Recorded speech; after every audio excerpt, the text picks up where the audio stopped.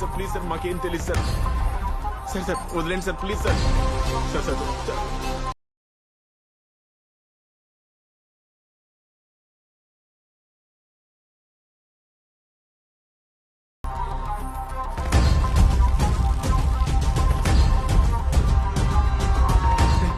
మీ మావి గురించి అడిగి తీసుకొచ్చారా?